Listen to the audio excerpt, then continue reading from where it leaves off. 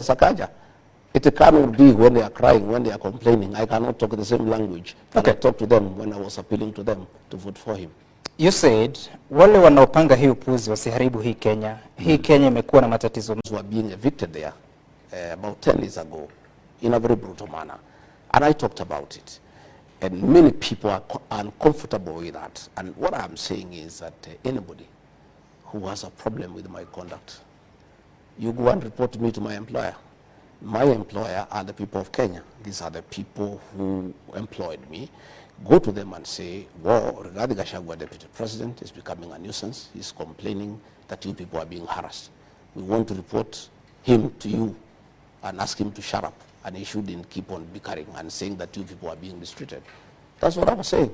Those are my employers. You go and report me to them. You said that the people that trade in Wakulima market are not necessarily from one community. But then again, in some of those instances, you spoke in your mother tongue, yes, Kikuyu. I did. And some are using that to say that you're being a tribal leader. I did. I spoke in my mother tongue. When I looked for votes for Governor Sakaja, I spoke in mother tongue. He didn't have a complaint. He was quite happy. He was all smiles. You see, some communication is not what you say, it's being understood. You talk to a people, to a language that they understand better. When I was looking for votes for President William Ruto, for Governor Sakaja, in meetings where the majority are people from my community, I spoke in my mother tongue. I don't know why people are having a problem. Now that elections have been won, when I speak to people in the language I used to speak to them when we were looking for votes. What was good then is still good today. But that time you were not deputy president. Now you are a national office. The but president, that does not... just hold on. The president is a symbol of authority. I mean, a symbol of unity in the country. You are the deputy president, principal assistant. Maybe would be held to the same standard. Does it not bother your conscience? Not at all, because the fact that I'm deputy president does not diminish my heritage and where I come from and my language. My language still remains intact. And some, let me tell you, communication is about being understood. It doesn't matter what language you speak. You speak the language that people understand. Even if more than 40 communities of the Republic do not understand what you say. But they were not in that meeting. But they're hearing. But the people you are addressing, we were addressing specific issues in Wakulima market. Those issues are specific to those people. You talk to them the language that they understand most, so that you agree. You've just told me that the Wakulima market is not just the Kikuyu community. There are other communities that trade there. I spoke 70% in Swahili. Yeah. And 30% I spoke in Kikuyu because the majority asked me to speak in Kikuyu. We have some mothers there who don't understand Kiswahili properly. We have some old men who have lived there in that market who have not lived in that market for a long time. And they told me, our son, we want to hear what are you telling us? What assurance are you giving us? And when I went there, I talked to them in my mother tongue for them to vote for Governor Sakaja. It cannot be when they are crying, when they are complaining. I cannot talk the same language that I talked to them when I was appealing to them to vote for him.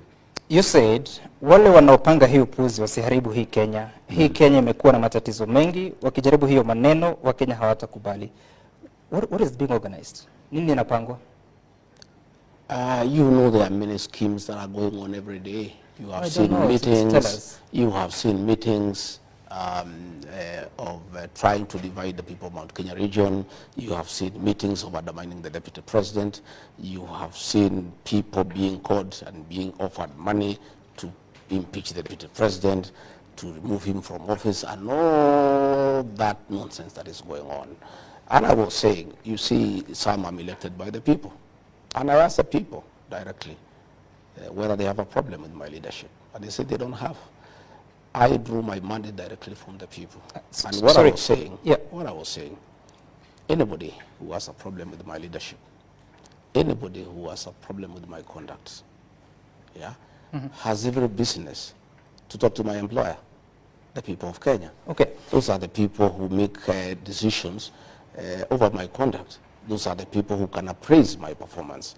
Those are the people who can give an opinion as to what they think I'm doing, whether it's right or wrong. Okay. You're saying that people have been offered money to remove you from office. How so? It's the worst kept secret in Kenya. I leave it a lot. No, but you're talking about it. How much money has been offered? Well, It's neither here nor there. No, it is. I think let's go for more informative discussion. No, we will get there, Deputy President. We just want to dispense with this because you're the one who is saying it, that people are being offered money. Indeed, that's a crime, isn't it? Yes, of course it's a crime. So who's offering the money? You know. No, I don't know. You get to know. I don't know, Deputy President. You get to know. These things will come out as in the fullness of time. These are things that will come out in the public domain. Why would they want you out? I don't know. I don't know. What are they telling you? They'll tell us. When they want to get us out, they'll tell us. They say that I'm high-headed. Yeah, that I am too people-centered. You know, that I'm listening to people too much. You know, that I am tasking people to listen to what Kenyans are saying. I don't think it's a crime. I think leadership is about the people. And for you to be a good leader, you need to listen to the people. And I keep on listening to the people myself. And I keep on asking leaders, my fellow leaders, to listen to the people. And I'll continue listening to the people. And that's what I was doing today. And I'm wiser this evening than I was in the morning when I left here. I've known many things. I am well informed. Because you must listen to your employer, because it's important that you listen to your employer. You're saying that people who have a problem with you should consult the people. In what forum? I mean, where is that in the Constitution?